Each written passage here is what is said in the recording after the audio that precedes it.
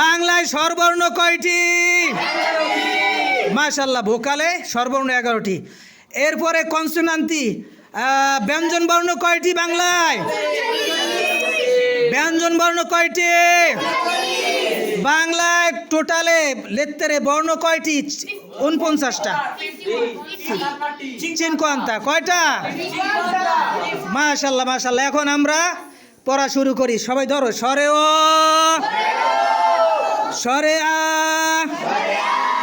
রস্বই, দীর্ঘই, রস্ব, দীর্ঘ, তারপর কি? রি, এ, ওই, ও, ও। মাশাআল্লাহ মাশাআল্লাহ। এখন তুমি এখানে অনেক কিছু হইতে পারো, কিন্তু বাংলাদেশে যদি যাইয়া বাংলা কথা না বলতে পারো, তখন বাংলাদেশে গেলে কি গরু, যেমন গরুতে কিরকম কিছু বুঝে না। তুমি এখানে অনেক কিছু ঠিক আছে, কিন্তু বাংলাদেশে যাই যদি তুমি বাংলা বলতে না পারো, তখন ওই গরুতে যেরকম বোঝে না, তোমার অবস্থা সেই রকম হবে। এই জন্য বাংলা শিখতে হবে। বাংলা শিখলে আমরা কোরআনের অর্থ জানতে পারবো। বিভিন্ন বাংলায় হাদিস বড় বড়, বিভিন্ন কিতাব, হাজার হাজার, ইসলাম শিখতে হইলে হাজার হাজার বই আছে, এগুলো বাংলা না জানলে পড়তে পারবো না, কারণ কঠিন।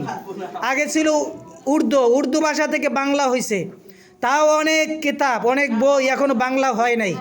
হ্যাঁ, তো কয়েক হাজার বছর চলে যাবে। তো আমরা পাশাপাশি ইটালিয়ানের পাশাপাশি বাংলাও কিছুটা শিখবো। দেখো, এই দেশে ইটালিয়ান ভাষা না জানলে কার্তা সার্টিফিকেট দেয় না, দেয়। অথচ আমরা বাংলা ভাষা কিছুই জানি না, কিন্তু আমাদেরকে পাসপোর্ট দিতেছে।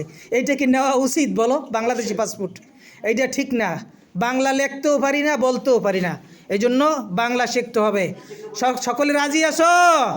ইনশাআল্লাহ বলো, ইনশাআল্লাহ।